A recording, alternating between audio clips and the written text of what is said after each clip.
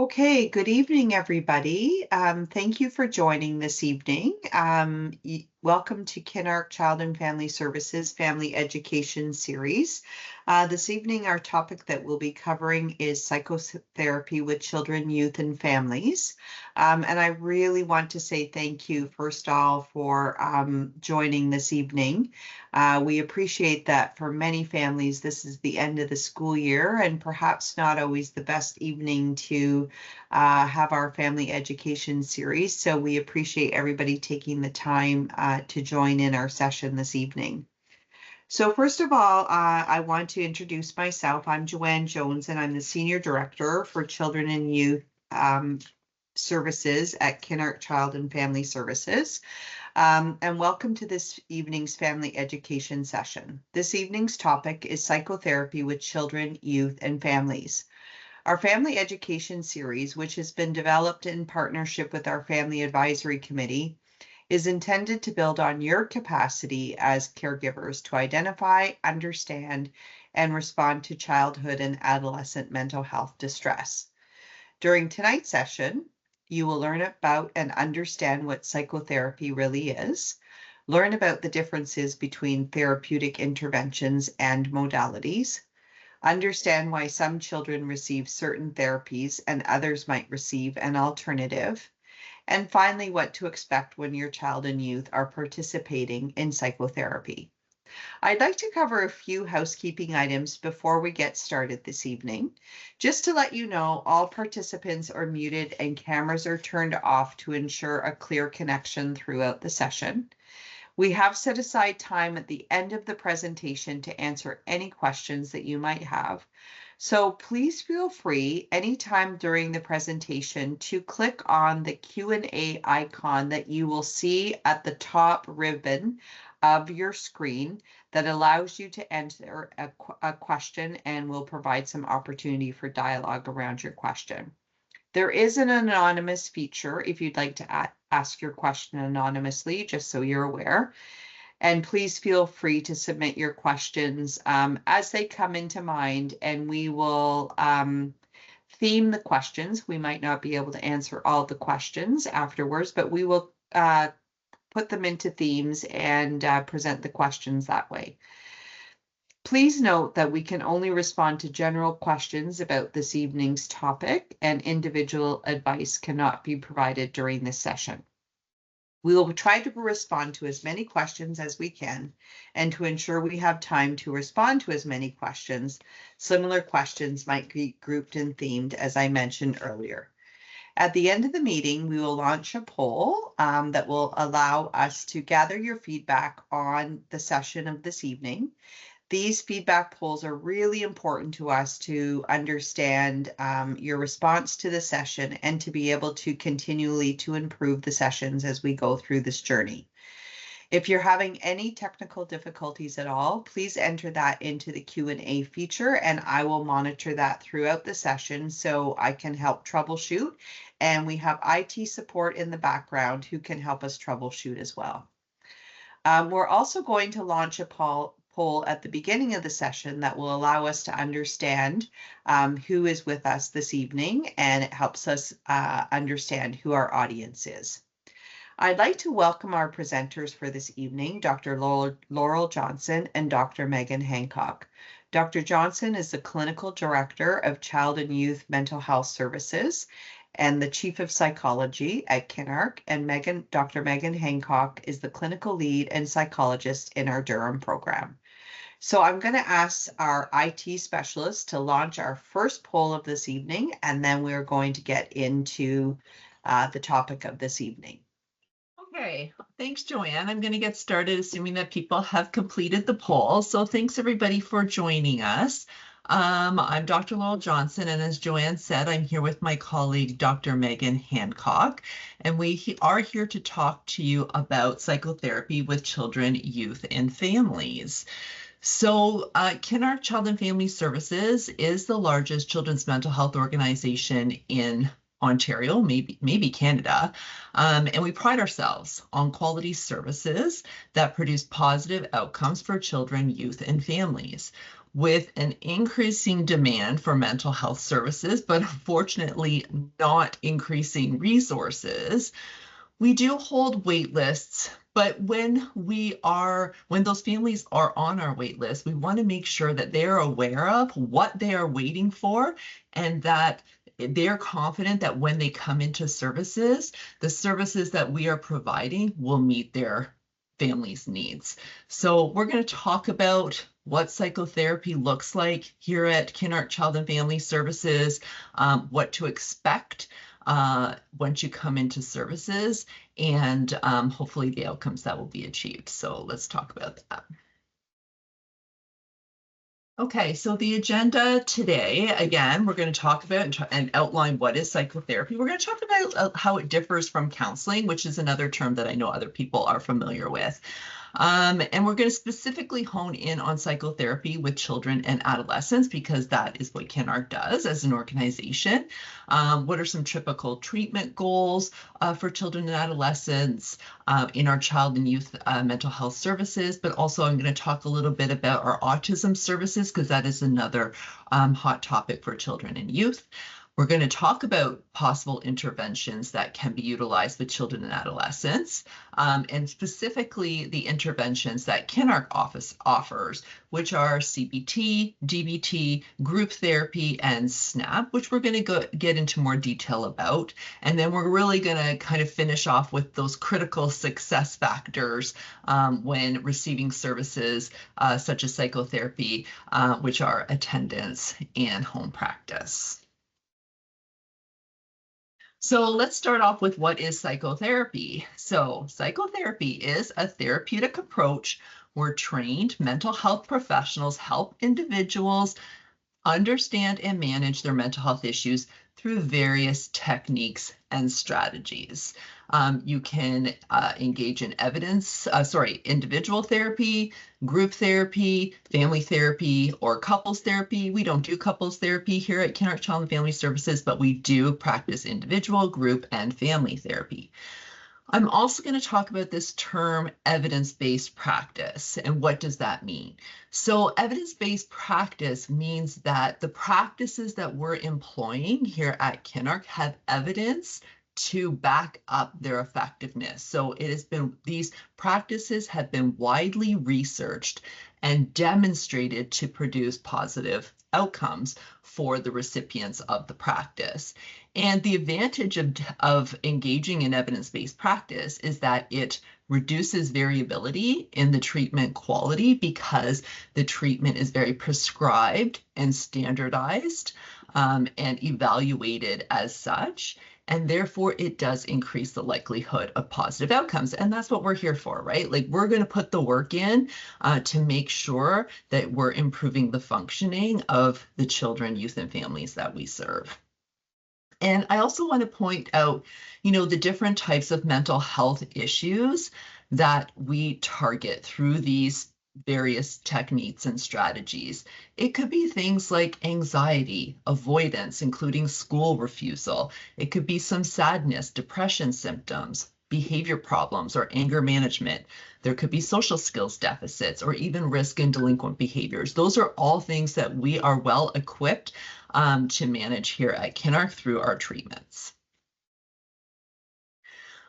You've likely already also heard of the term counseling. And how does psychotherapy differentiate from counseling? Now, here at Kinark, we engage in psychotherapy, and specifically evidence-based practice psychotherapy.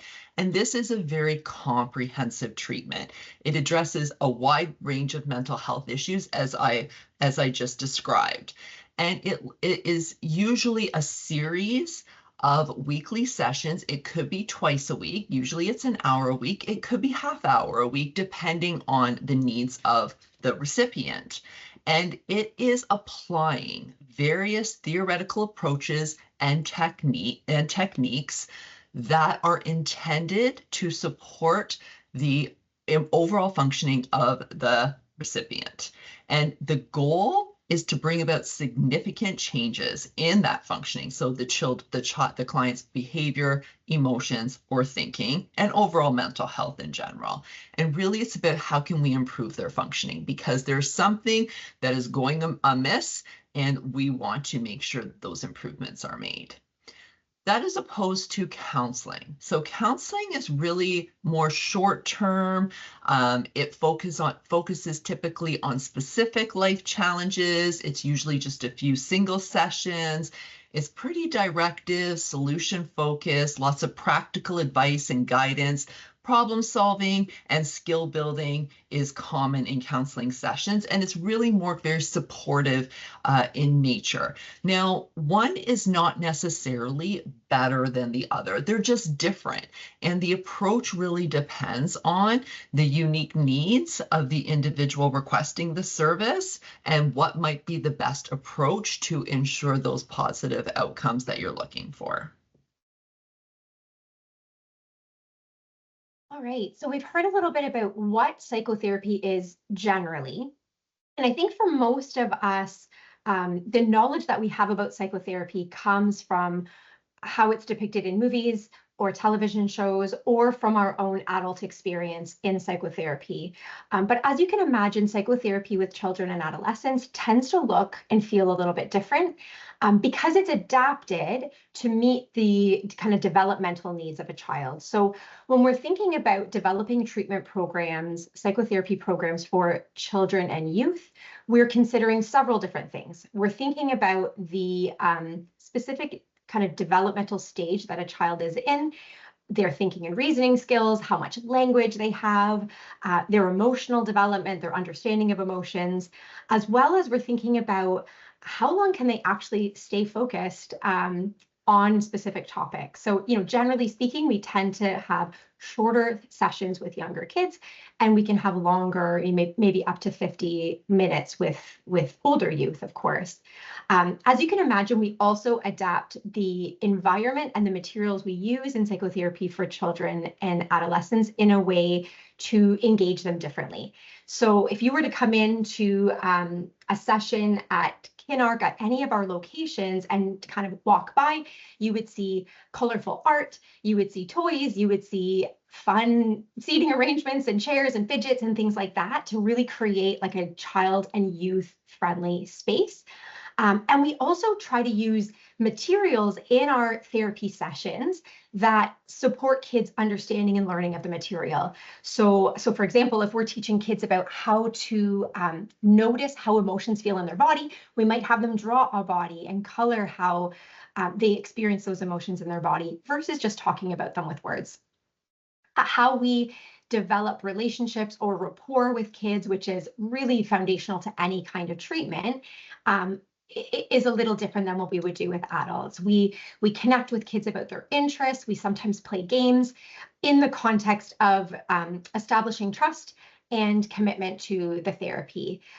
Something else that's a little different, and I'm going to talk more about this a little bit later, is that we have families and caregivers involved in the treatment. So this isn't necessarily just we meet with your child once a week, but often there's an entire family involvement in the treatment or a caregiver involvement to support kids' learning and their use of the materials.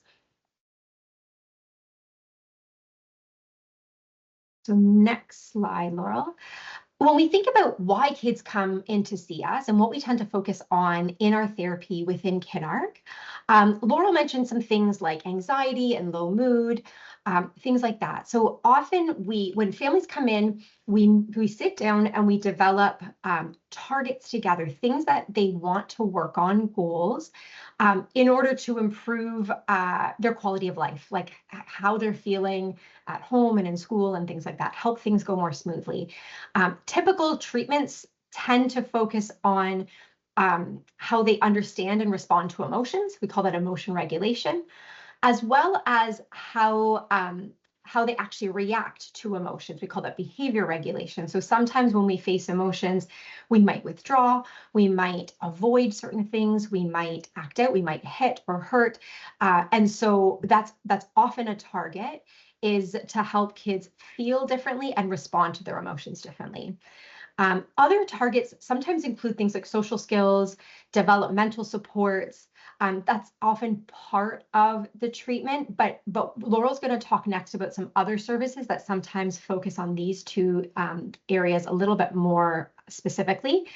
Other targets often involve supporting parents. So, when we have a child or a youth who's dealing with something like anxiety or depression or aggression, we don't always know how to support our child, and we don't know how to respond. And so often treatment targets actually focus on helping caregivers better understand and respond to these kinds of behaviors. And we also focus on relationships within families. So we know that sometimes challenges become the focus, and we start to feel less connected to our kids or our youth, as well as others in our family. And so often we're trying to improve relationships and connection while we're managing some of these other symptoms and targets that we've talked about.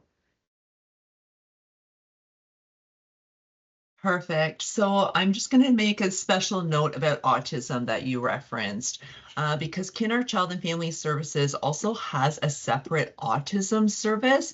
And for those who are aware of how autism services are operate within the province of Ontario, there is the Ontario Autism Program, whereby families are able to apply for funding if they have a diagnosis of autism. Now, there's a massive wait list for that. I'm not going to get into that. Just know that there are still some free government-funded autism programs.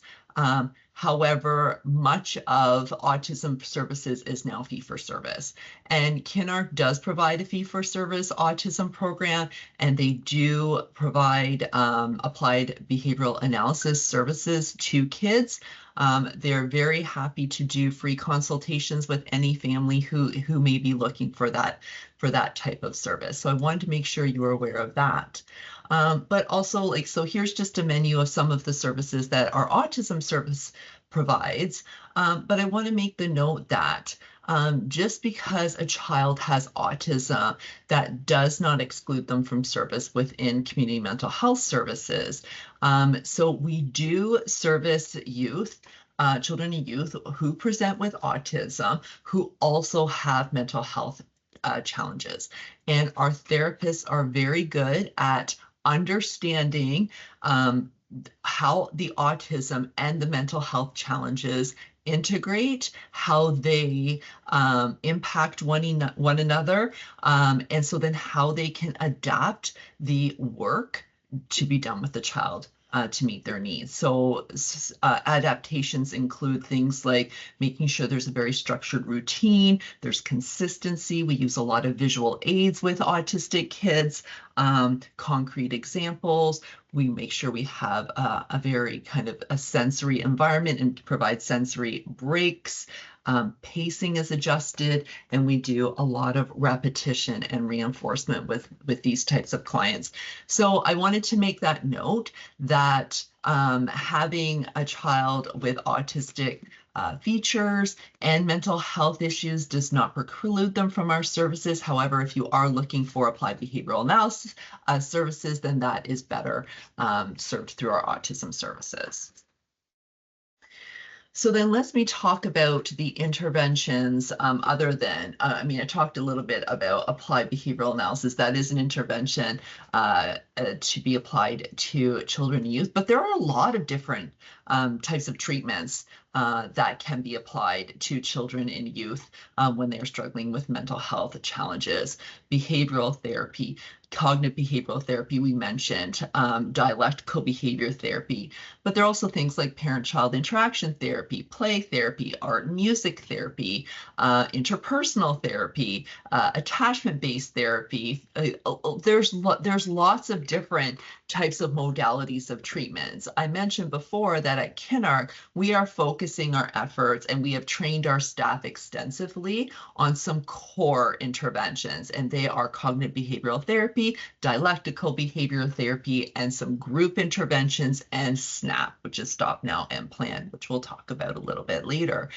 And the type of intervention that would best meet the needs of your child's of your child is what we try to provide. So we've determined cognitive behavioral therapy and dialectical behavioral therapy are very transdiagnostic, which means that they can meet the needs of a variety of different mental health presentations. And so we want to be experts at those things rather than just dabbling into a whole bunch of different types of intervention modalities. But the type of therapy that may be applied to your child elsewhere, it's really dependent on, the training of the therapist, their values, their interests, their orientation, right? So again, I'm going to say that one is not necessarily better than another. Some of these have more evidence to support their effectiveness than others, but it's really about what is going to meet the needs of your child. All right, so regardless, we've heard about all these different types of treatment options, and regardless of modality, I'm going to kind of revisit this point of kind of the importance of caregivers, which is likely all of you on this call right now in psychotherapy for kids and adolescents. When we take our children to get a vaccination, we don't really expect to be involved in the process, right? We drop our kids off, we might be there with them, but we're not really intimately involved in the process. We leave that for the professionals. It's really a different model when we're thinking about psychotherapy with children and adolescents. We now really understand that we can best support kids when we can teach them skills and we can teach their environment to support them differently. And we kind of drive this point home because I think it's sometimes different than what we expect. And when a family comes into service and they say, what do you mean that I need to attend sessions as well? We just really want to understand the why behind that, because I think once we do understand, it makes so much sense that we're involved in the process. Children don't experience struggles kind of in isolation. They are influenced by, and they influence their families, right? And they're responded to constantly by caregivers and teachers and others in their environment. And what's kind of neat is that, especially with younger children, we actually have the ability to sometimes change some of the things that we come to therapy for, actually through caregiver intervention. So probably what you will notice is the younger the child, the more involved caregivers are, and the older the child, still involved, but perhaps a little bit less so, depending on the nature of the concerns. What we highlight on this slide is that, we might see your family for 1 hour a week, but there are a lot of other hours in the week.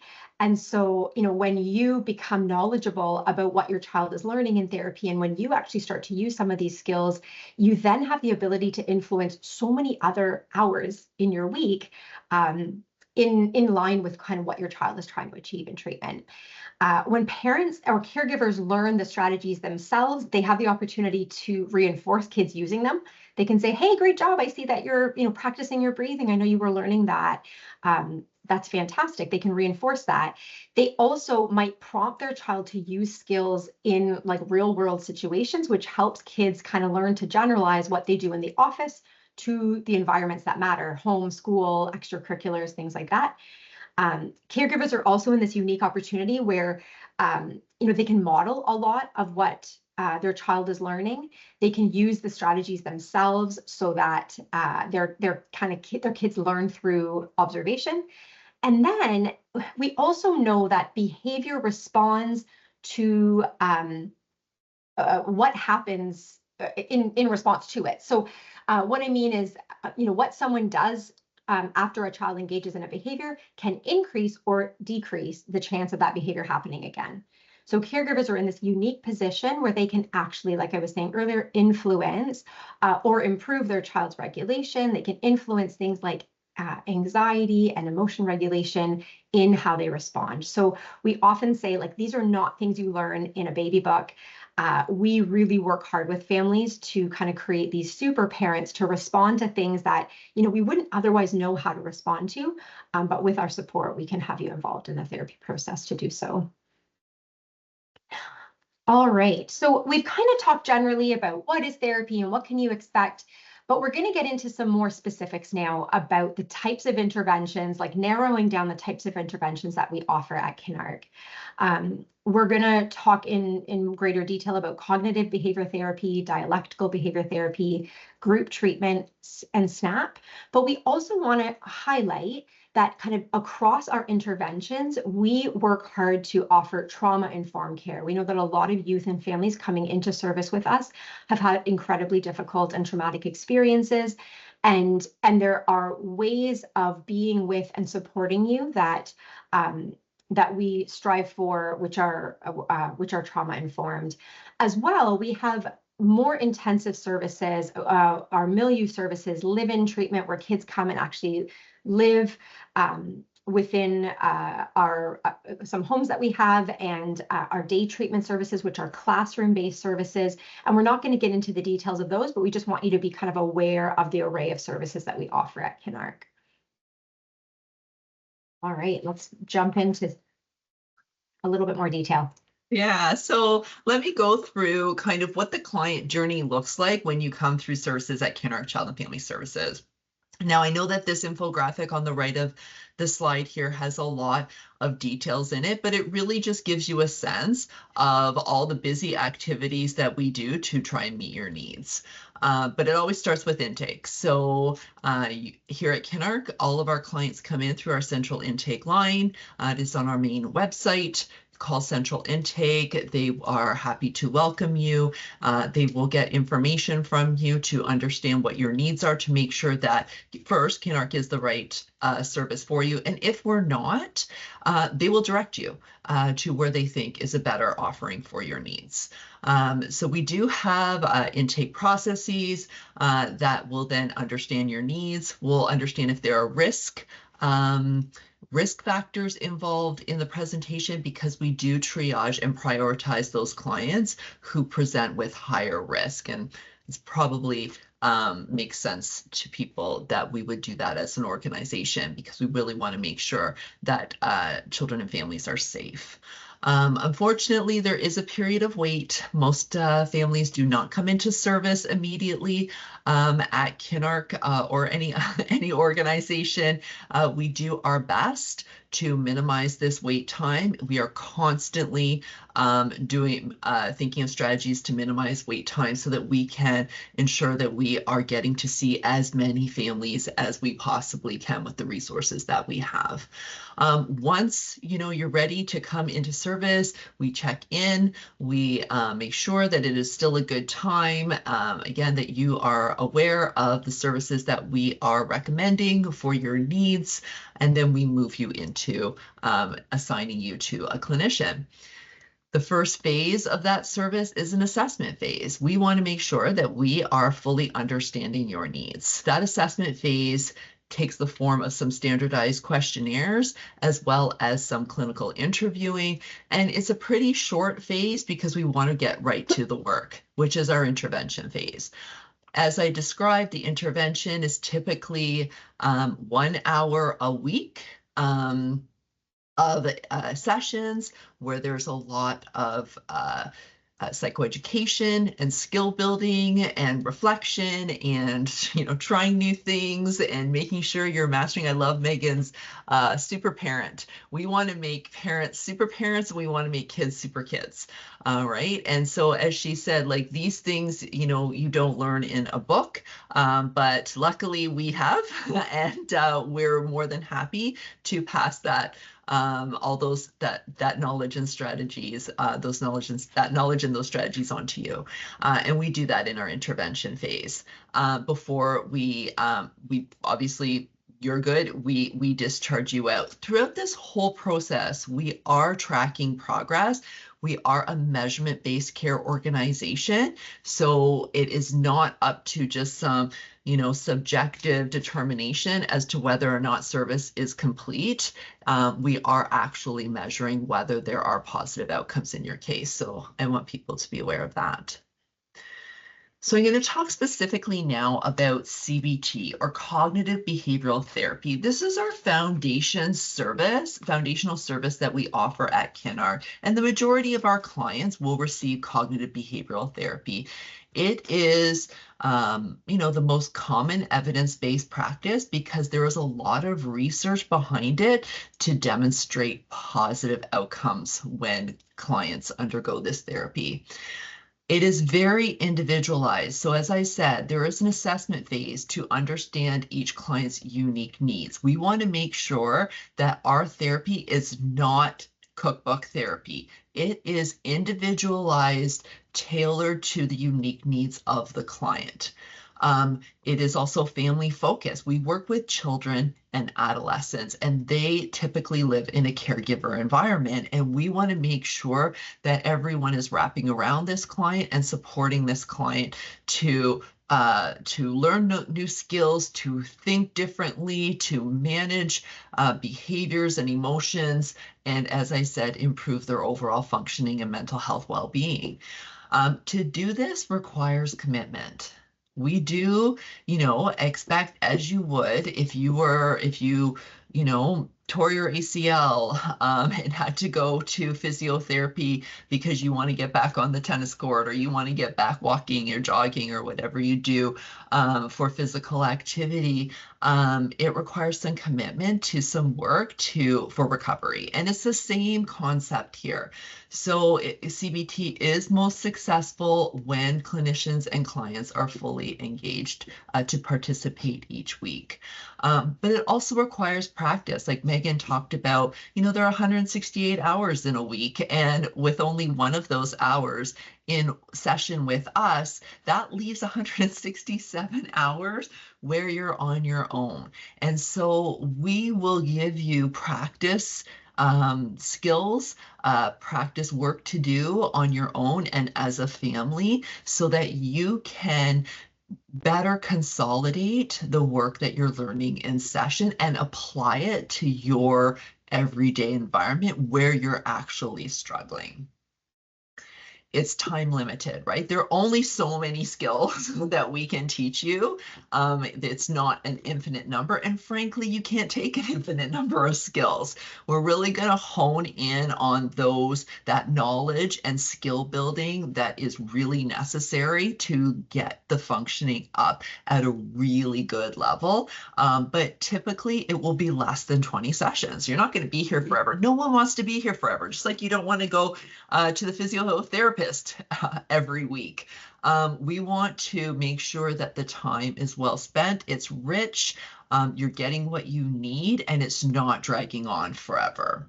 And as I said, it's data-driven. We are consistently monitoring progress towards your specific goals, not only so that we know that we're doing a good job, but that you know that you're doing a good job, right? And so that you're feeling confident when that discharge eventually arrives. So here's just a more kind of temporal breakdown of how it looks from that assessment phase to the transition out of service phase. And we really kind of want to make sure that you are clear on what we are committed to providing to you, because it is very structured. This is at Kinnar, it is not fly by the seat of your pants therapy. It is very structured, and we hope that that gives you comfort and confidence in the service that you're receiving. All right, so we've heard about CBT. Our cognitive behavior therapy. The most intensive kind of outpatient program that we offer is our dialectical behavior therapy program. And DBT is kind of a close cousin of CBT, but it tends to be a program that's developed specifically for individuals who have kind of an extreme sensitivity to emotions. And in the face of really strong emotions, they sometimes engage in risky behaviors. They may be at risk of hurting themselves hurting other people, or impacting their environment in very, very significant ways, with physical aggression, property destruction, or things like that. So we reserve this treatment for the youth that are kind of struggling the most. And as you can imagine, the more kind of complex or long-standing the challenges, the higher the dose of treatment needed. So DBT is a multi-component treatment. Laurel had talked about kind of, weekly sessions. DBT actually involves multiple sessions a week. So we have youth and caregivers learning skills together in a group within our DBT program. We have youth meeting individually with a therapist to apply those skills to their, specific challenges or their specific lives or environments. We also have the youth and caregivers have access to therapy support outside of kind of traditional hours. So we have what's called a phone coaching line that kids in this program are able to access for support with using skills in kind of real moments. So it's not a crisis service, but if a child or a youth is noticing that they're about to engage in a behavior that they're trying to reduce in therapy, they can actually call up a therapist and get some really targeted support to apply skills in that moment, which really helps them apply the skills in the situations that they actually need to. The other piece of DBT is a weekly meeting that the therapist actually attends to ensure that the treatment that they're providing is the best quality DBT possible. So what we actually know from research is that good, and this is probably not surprising, but good quality DBT is better than less good quality DBT. And so we have this weekly meeting for therapists to ensure that they are doing what DBT intends for them to do so that your kids and your family can experience the best outcomes. I think that's all that I want to say about DBT. Sorry, one last point. DBT, we've talked about like targets and treatment, improving quality of life. DBT really has families think about what the life they want, or how they can build the life that's worth living for themselves, and how to build a family that's kind of worth having and reconnect with one another. Now, if we go to the next slide and we look at that kind of flow through service, what you expect in DBT, you'll notice that it's very similar to the slide a little while back that Laurel talked about when she talked about CBT, but you'll notice that the length of time is longer. So all of our services are time limited. There is still, treatment will come to an end. However, often DBT treatment lasts anywhere from 25 to 45 weeks, or like 6 months to a year. Typically, we really want to match the intensity of the challenge with the right dose of treatment. And we spend some time at the beginning of treatment really making sure that families understand what they're committing to and that they feel that this is the right model for them. It's a big commitment to ask anyone to come and see us and work with us more than once a week. And we want to make sure that you feel really confident this is a good fit, because it's a big commitment on your part as well as ours. We invest a lot of resource into this program and into to families that participate, and we want to make sure that we're a good fit for one another. So if we go to the, I was thinking we were transitioning out of DBT, but something that is really exciting at Kinark and that we've just started offering in the last couple of years is an adapted DBT program for younger kids.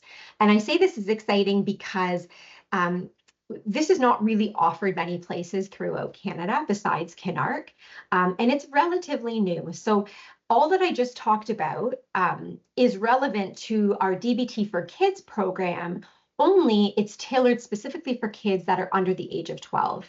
And as you can imagine, when we, as I've already talked about with caregiver involvement and supporting the environment, when we're supporting younger kids with big responses to emotions, we actually focus a lot on their family environment. We offer family therapy within this program, and we have caregivers attend a group to learn skills without their kids so that they can apply the DBT skills to their parenting. As you can imagine, when you have a child engaging in dangerous or high-risk behavior, you, as a caregiver, have emotions in response to that. You have to respond to those behaviors. And so we apply these DBT skills so that you can recognize your own emotions and kind of develop best skillful practices in responding to your child. Otherwise, the theory and the skills themselves look very similar to the program that I mentioned before, but all adapted to meet the needs of younger kids. So we're thinking about their development and their ability to focus and some of the things that I talked about earlier. If we go to the next slide, so we've talked about CBT and we've talked about DBT, both of which have an emphasis on individual therapy. But something else that we offer a lot of at Kinark, and that I personally love, is group therapy. I sometimes get the sense when I call families up and talk to them a little bit about group therapy that they are worried that group therapy is somehow less effective than individual therapy. But I want to be clear that the research simply doesn't support that. Group therapy is an incredibly effective way of supporting youth with a variety of challenges, including anxiety and depression and OCD and lots of other presentations. And while kids and families are sometimes a little bit hesitant at the beginning, what we actually realize is that group therapy offers opportunities that are unique from individual treatment settings. And what I mean when I say that is when you are meeting with other young people who have had similar experiences to yourself, who have suffered in similar ways, who have struggled in similar ways, that can be incredibly normalizing and validating. Often kids will say to me, like, I didn't even know anybody else felt like this. I didn't know other kids struggled in the same way until I came to group and I saw that there were like other like normal kids, but who have similar struggles, and caregivers often report the same thing. The other thing that's really neat about group therapy is that it inherently offers opportunities that resemble experiences that kids have in their environment. So what I mean is, kids in group therapy often have to wait their turn to speak. They sometimes get interrupted. Sometimes they lose at games or they don't do well in an activity. And so these real world experiences provide the opportunity for their therapist to actually coach the use of skills in these kinds of moments, which will then help translate into their home and school environments. And so, when you are assigned to group therapy, it's because we've thought hard about, the challenges that your family is facing, and we really think we can best address that in a group format. If we go to the next slide, what you can expect within group therapy is to come into our office, or sometimes we hold groups online, and to enter into a session with 1 or 2 therapists, and then anywhere from 5, 10, 15 other individuals. Often 15 individuals might be a caregiver group where we've got potentially multiple caregivers from a family. Often in our child groups or our adolescent groups, we would maybe have 6 to 10 youth together. And often there are, similar goals. Sometimes presenting concerns might look a little different. So we might actually have an anxious teen and a depressed teen and another teen who's maybe struggling with more aggressive behavior together, but they're all struggling with the same underlying challenge of avoiding uncomfortable emotions. And so there are often similarities, even if some of the behaviors might look a little different. And we're kind of supporting them all together to learn the skills that they need to address those concerns. There is vulnerability that's involved when you participate in group therapy. But I always like to be really clear to families, you're not coming in to just talk for an hour about your challenges and the things that aren't going well. There may be a little bit of personal disclosure, but there's a lot of learning. And then there's a lot of practicing and like warmth and connection. And, often you're encouraged to share a little, but it's really up to you how much detail you want to get into with other people. Okay. Oh, Joanne, I'm going to mute you. just like any form of therapy, regular attendance is crucial, and there's going to be that home practice that Laurel talked about and all of those other things that you see in individual therapy, but you're going to do most of your learning and your practicing with other individuals present. Now, if we go to the next slide, a kind of unique program, a group-based program, but we highlight it sort of separately, is our SNAP program, or our Stop Now and Plan program. And we highlight it separately because in order to offer this program, you have to do special training and licensing. And we're really proud to offer this at Kinark. It was developed actually locally at the Child Development Institute, and it's been running for many, many years and has been incredibly successful. This is a program that is developed specifically for kids 6 to 11 years old who are engaging in some disruptive behavior, some physical aggression, or antisocial kind of like behavior at home and school, not to the degree that they need something like DBT, which I talked about earlier, but we're worried about the trajectory that they're on, and we want to intervene early to kind of prevent more negative outcomes. The SNAP program breaks groups into groups for boys and groups for girls. And there's a child group component, there's a parent group component. There are sometimes some sessions together with families, some opportunity for individual support, as well as some school advocacy and teacher support, so that there's really full wraparound for kids in all of the different environments that they're engaged in. And the reason for breaking up girls and boys separate is that we know that there are sometimes some kind of unique targets that we need to address in aggression for girls, a little more focus on socialization and communication. And so that's why they have the separate groups, but otherwise they tend to look fairly similar.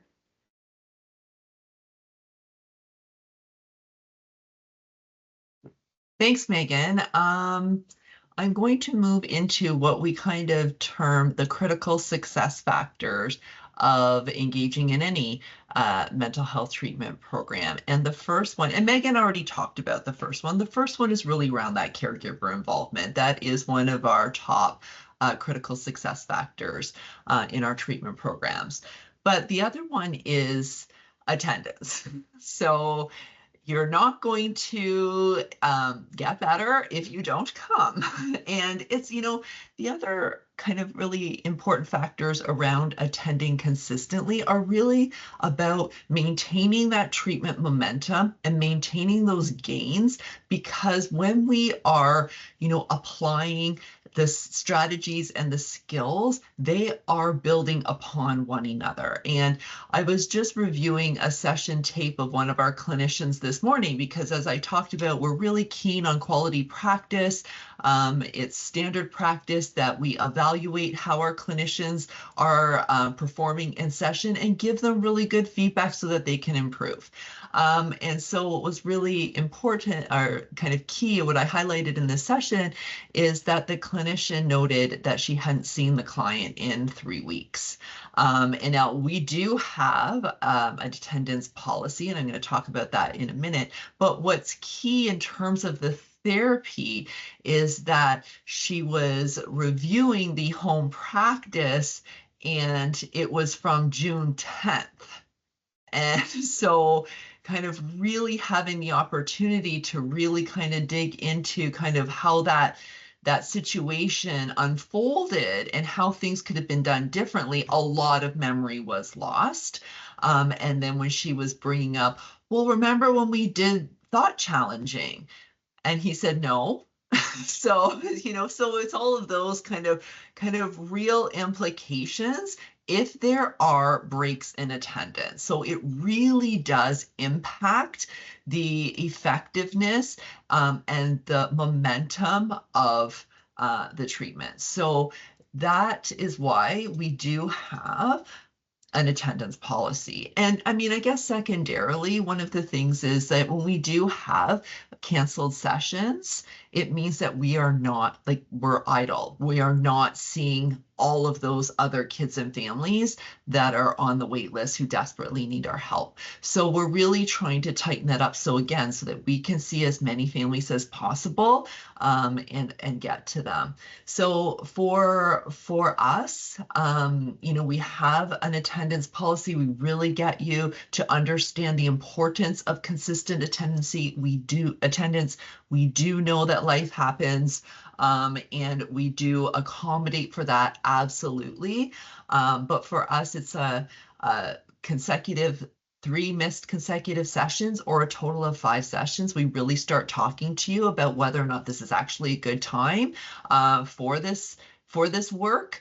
And if it's not, goodbye forever. It's like, you know what? Let's like put you on pause until it is a better time for you to commit to this really important work, and we'll come back to you. So that's the discussion then we have about when there are attendance issues. But the other piece that's a really critical success factor is that home practice. I can't stress enough the number of hours the client is not in session with us. It is huge, right? 167. We talk about that a lot because it really drives that point home, is that, in order to really reap the benefits of the work that's happening in session, you have to take it with you, right? You have to actually apply it to your individual situation. So again, I'm going to talk about this session that I saw today, and she was doing a deep breathing exercise because this is a really anxious kid, and he gets really uptight in anxiety-inducing situations for him. So she was teaching him a couple of deep breathing exercises, and she went through it. And then she asked him, so how do you feel after that? And he was like, well, fine. He goes, I don't think it did anything because I was calm before we started. And so, but what she was then, got to was around, that's great that you feel still calm and that you're practicing this skill while you're calm, because the more you practice it while you're calm, when you're not calm, it's going to be at your ready. Like you're going to be able to pull it out, and then you'll be able to experience the benefits of it. And then that's the home practice. Okay, let's take it and apply this skill to your everyday situation. And now when you bring that back the next week, we can debrief it and talk about whether or not that was actually an effective strategy. How did you employ it? How did you feel after? Did it work? Didn't it work? Let's tweak it. Let's figure out different things that are going to be successful for you. So, engaging in the home practice is really about that consolidation of learning. It's about allowing for that reflection on what happened, not June 10th, that's too far away, right? So you want to be able to really have good conversations about what's going on, what worked, what didn't work, and then it contributes to that efficiency of the whole therapeutic process.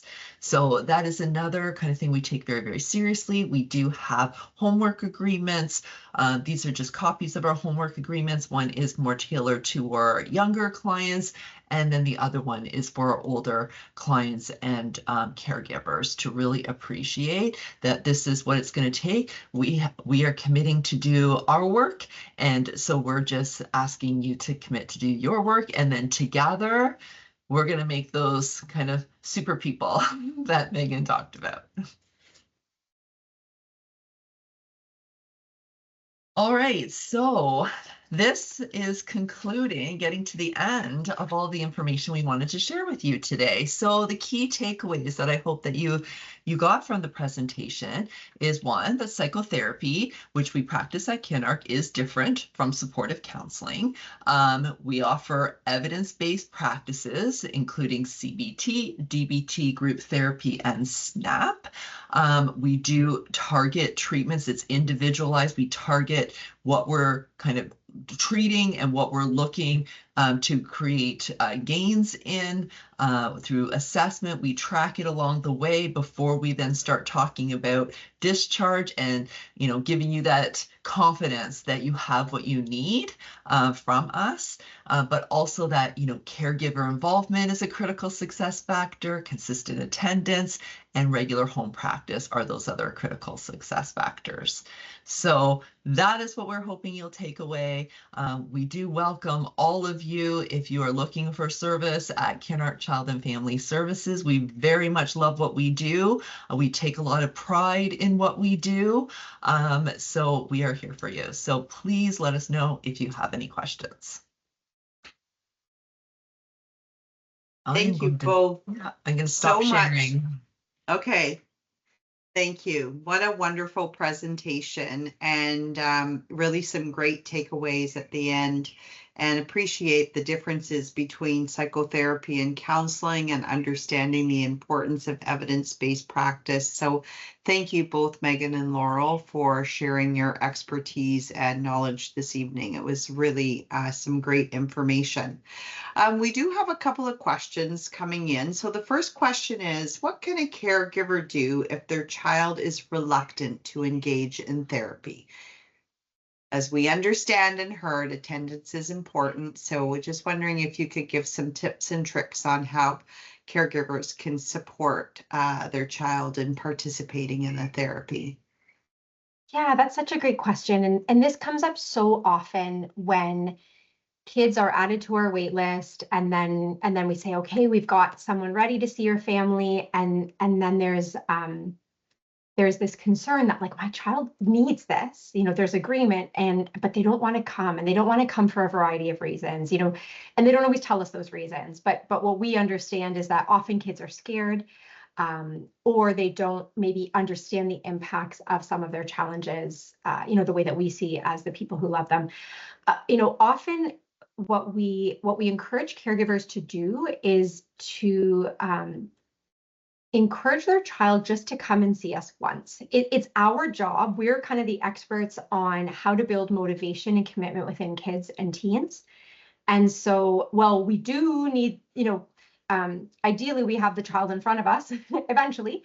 If there's a willingness to meet with us for even just a brief period of time, or to meet with us virtually or over the phone before coming into the office, we often kind of gradually bring kids into service who are initially reluctant. I would also highlight too, like, we can often get started, depending on the age of the child, with the caregiver, starting to make some shifts in that environment, like Laurel and I have talked about, while we're kind of like coaxing and supporting the child to engage in the process. But we do say, like, we successfully engage lots of reluctant kids. And so, it's just trying to build their willingness to attend just a little, or just for a few moments, so that we can start to kind of do our thing and start to bring them in. And Laurel, I don't know if you'd add anything to that. I would not, Megan. Perfect. Thank you. Thanks, Megan. I have another question here. You talked about CBT and DBT and SNAP. How would I know what treatment modality my child would go into, and would that treatment modality ever change throughout my child's journey? Yeah, that's such a great question. Leave that to us is what I'll say initially. When we have families in for kind of an initial conversation about what challenges are happening and why they're looking for service, we kind of have certain criteria or certain things that we know our programs are best suited for, and we're listening for those as we're thinking about kind of what families are waiting for. So that determination is made largely based on what the presenting concerns are, how intense they are, how long they've been going on, the age of the child, and things like that. The second part of that, could that change? The answer is yes, it absolutely could. We get it right a lot of the time, and sometimes we don't, or sometimes we have families into SNAP, for example, and then coming up to the end of SNAP, we realize, gosh, we might need a little bit of something else, or a family might finish treatment with us, and then, a few months later, something else emerges and we might need to kind of revisit a different form of intervention. But largely that is determined by our very skillful waitlist team, who kind of speak with families and kind of suss out what's going on. And, there is certainly openness to shifts, but we do have a pretty good sense of what works for whom and for what kinds of presenting concerns. Perfect. Thank you. Here's another question that just came in. So what signs would I see in my child that would make me know that I need to come to some type of therapy, or what would the intensity be that would make me as a mom think that I need to get some therapy for my child? I can take a stab at that one, Megan. So, I mean, if you are finding that functioning is being affected, so when I say functioning, I say things like the child is no longer doing the things that would be expected of that child at that developmental stage. So a common example is, they're now refusing to go to school. They don't want to go to birthday parties. They're not being able to really manage well their behavior or their emotions in social settings. So when the functioning is being impacted to a great degree, that's when you want to attend to those issues. And otherwise, I mean, there's lots of, parents might identify some concerns that really aren't needed to be pathologized, right? It's normative behavior. It's would be expected that any child might, be fearful in that situation, or that the parent just might not appreciate that the child has a different temperament than what they understand. And so, they want the child to be a certain way, but because they're that way, and the therapy is not going to change to change that, and so we try to explain that type of situation. So really think about whether or not the child's functioning is really being adversely impacted, and they're not really able to do what other kids their age are doing. So that's what I would say to that one. Great. Thanks, Laurel. I have another question coming in about social media. My child is spending a lot of time on social media, and I'm getting concerned about the amount of time that they're spending. Is this something that you can have some impact on in therapy? And Megan, you seem like you want to say something to that. I mean, social media is pervasive. And to deny a child access to social media these days is probably considered cruel and unusual punishment because it's just so normative. But that doesn't mean that you can't set appropriate limits. I again talk about monitoring functioning. If social media is getting in the way of functioning, if they're spending more time on screens than studying or socializing, being in social situations, if any of that has changed as a result of increased social media use or screen time, it doesn't even have to be social media. It can just be, watching YouTube videos. Those are things you want to pay attention to. So again, think about that functioning criteria and whether or not functioning is being significantly impacted. I had a family who was really concerned about the amount of time their child was spending on screens, and they would prefer them to read a book instead. And this child was gifted still and achieving and getting 95% in high school and still participating in their extracurricular activities. It wasn't actually impacting functioning. So it's really about kind of resetting the expectations of the parent. What battles are you really wanting to fight here? You're still the parent, absolutely. And kind of how can you create those limits in a way that doesn't feel so punitive because they're still meeting all of their expectations. Yeah, No, that's really important.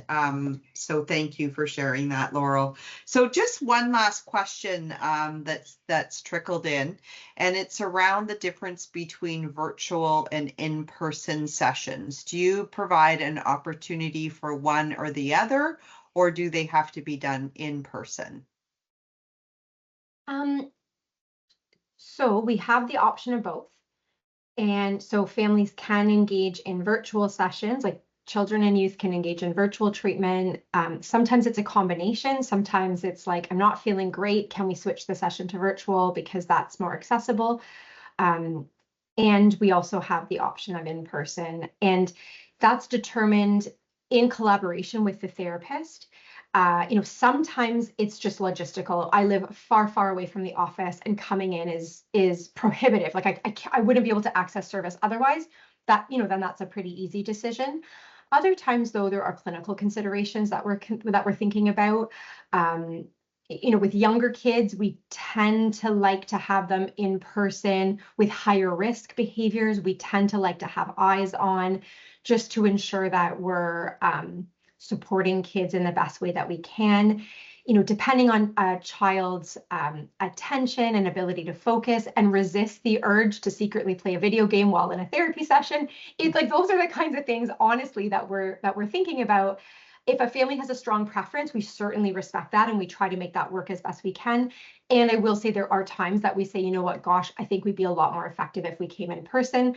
So it really, really depends. But we do absolutely consider your wishes, and we do offer therapy in both formats. And often it can be a little bit of both. Or we might offer parenting support virtually, but see your child in person to try to minimize how often you're having to come into the office. Great. Amazing. Thank you, Megan. So it looks like that's the end of our questions for this evening. So I think that wraps up our time together. Thank you all for joining us, and really a huge thank you to Laurel and Megan for this really comprehensive overview of psychotherapy and your really thoughtful responses to the questions. I also want to give a shout out to our IT support in the background, because we couldn't do this without them. And also a shout out to our family council, who is a big supporter of these family education sessions.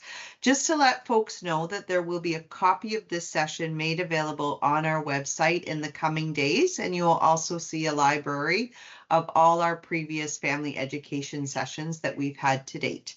So I am going to ask you and remind you that your feedback is really important to us. So if I could ask you to answer our last polling questions before we end this evening, that would be great. And a huge thank you to the audience who joined us this evening. And I hope you found this session valuable and meaningful to the journey that you have ahead. Thank you.